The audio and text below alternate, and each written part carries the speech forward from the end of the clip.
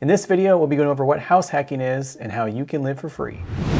Hey, what's up? I'm Mark Bellini, and this channel is dedicated to achieving financial freedom through real estate investing and online business. So if you're interested in reaching financial freedom for yourself, be sure to like and subscribe and you will not miss a thing.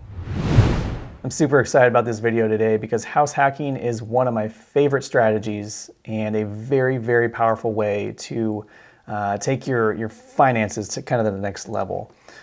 So you read a lot of these finance books and their recommendation is to save on little things. It's like, don't buy your coffee at the coffee shop, make it at home, or, always bring your lunch to work, or all these little things that, they kind of add up over time and you can save some money doing that. And that adds up to a lot if you're investing your money. But that's not where you're going to make the biggest difference. Like, where do you spend most of your money? Most people spend a lot of their money on housing. So it's going to be your rent or your mortgage. And that is a very big expense month after month after month. Now, this is where house hacking comes in. And what house hacking is basically a way to lower that expense every month. And this can be done through renting or your mortgage. It's very common when you're renting because you get roommates. And that's basically what house hacking is. It's kind of a form of roommates in one way or another. So yes, you can rent an apartment that has a few more bedrooms and then rent out those spare bedrooms to lower your expense. But we're going to kind of look at it in a way where you're actually purchasing the property, because that's where this is the most powerful, is you get to actually acquire an asset, which is a piece of real estate, and then lower your expenses so other people are paying your mortgage. And it's a very powerful thing to do because you're basically living cheap and other people are paying for your asset, which is your house, basically. So there's a few different strategies to do this. You can get pretty creative how you do it, but we'll kind of go through a few of the strategies that really work. So the first one here is your basic, just buy a house with a few bedrooms. It could be, let's say you're buying it for yourself, and if you're single, this is a lot easier than if you're married and have kids and stuff. But if you're single and you go buy let's say a 3-bedroom house, 3, 4, 5-bedroom house, what you can do is just get roommates and just rent it out by the room. And you can get, depending on where you live, it could be, whatever, between 500, 1,000, 2,000, depending on if you're living in a very expensive city. But just rent out those spare bedrooms, and that's going to lower the amount of you have to pay to cover your mortgage. So instead of spending, thousands of dollars or whatever on your mortgage, it could be just a few hundred, or it could be nothing. You could be living for free. So that is the first one, if you buy a single family home.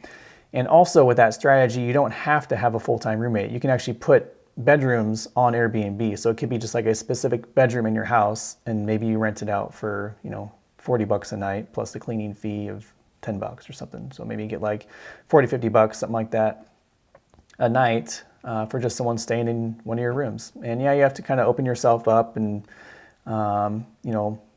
interact with these people and stuff, and have them access to your kitchen and everything else. But the benefit to that is if you just want some time to yourself, you want nobody here, you can block off the calendar and have the house to yourself. Or if you want to go on vacation or whatever you want to do, you have the house to yourself again.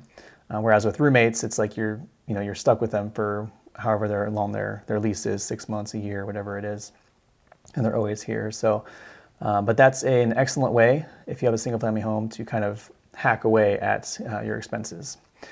The next one would be, and this is a pretty traditional way to do it, is to buy a multifamily housing, basically. So it could be a duplex, a triplex, or a fourplex.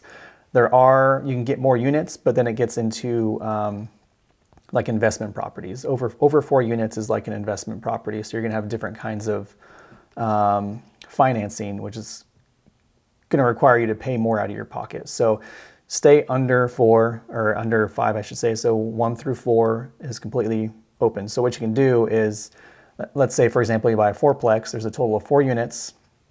You live in one of them and you rent out the other 3. And depending on where you live, this could completely cover your mortgage. Just those 3 units could cover your mortgage completely. Or if you're paying, or if it doesn't, you're going to be paying a little bit less. But you can also get a roommate if you wanted to as well. So you could have like the unit you're living in, have a roommate, and then have, people renting the 3 other units. Your mortgage would probably be covered at that point, and probably your expenses as well, like utilities and things like that. So that's number 2, and a good way to go, because duplexes, triplexes, and fourplexes are generally more expensive than a single family home. So yeah, that's a good option as well. And the thing is also, later, let's say you want to move out, you can just rent out the whole place. And so that's an excellent way. I mean, you got 4 doors basically of rental property right there. It's four income sources right there. It's awesome. So the next one, number 3, is to rent out an ADU. An ADU is an accessory dwelling unit. So let's say the house, you have your main house, then you have like a little unit in back. It could be, there's different names for it. There's like, they call it an ADU, which stands for accessory dwelling unit. They call it a granny flat. They call it a casita, call it a tiny house. There's all these different names for it. So what you can do is just, with that separate unit in back, you can rent that out full time, have a full-time unit there with a lease and everything, or you can put it on Airbnb if you live in a desirable area. That could be, just that alone could cover your mortgage and more so possibly. So that is an excellent strategy, and one that I'm working on myself. Is I'm going to build an ADU in my backyard to provide more flexibility as far as income sources. So that is an excellent way to do it as well. The next one would be to Airbnb part of your house. So it could be, let's say you have a single family home and you have a bedroom that has kind of a separate entrance from the outside. So they can go around, go through the fence and to the side and there's a door or something. Or maybe it's the garage is converted into another bedroom. That is an excellent way to do it as well. I mean, I've seen one place I went to, it was like a single family home, and you open the door and there's basically just stairs that go up. And they had basically plywood blocking off so basically you walk in the door and then usually you go in the entryway and then there's like maybe the kitchen, the living room.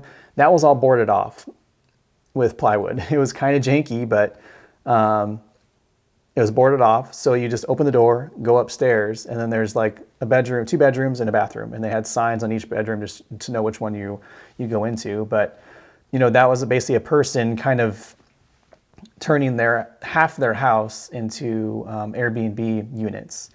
And yeah, it's a good way to offset your expenses. So that is another way to do it. And the last one I have on here, and this one is a little bit different. So you can Airbnb the entire house, and you can do that a couple different ways. One is, and we'll see what you guys think, but one is to get an RV, buy an RV and park it in the driveway. And if someone books your house, you basically just go hike out to the RV and then stay in the driveway or drive it somewhere and stay, basically go camping, or just stay in the driveway and they have access to the entire house. It's probably not the most comfortable, but if people are paying, $1,000, $2,000 a night or something to stay in your house, that's really good income. Another way with that strategy is, I saw one guy stayed at his Airbnb and he had kind of like this whole little setup outside. It was didn't go through the city to make it official, but he had like his own little kind of unit he built out there, and he had like an outdoor shower. I think he had a bathroom out there and a bed, and a very simple setup.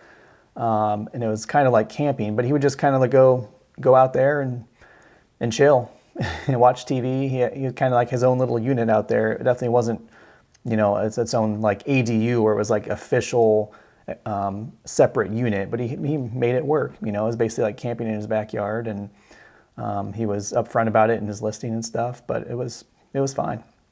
So there's different ways to kind of go about this, but the main idea is like when you're buying a house, like look for a way to lower your expense of having to live there. So like if you're looking for a house, look for something that has like a room could have like an entrance from the outside, and that could be its own little Airbnb. Or maybe there's another unit on the property, you could rent that out.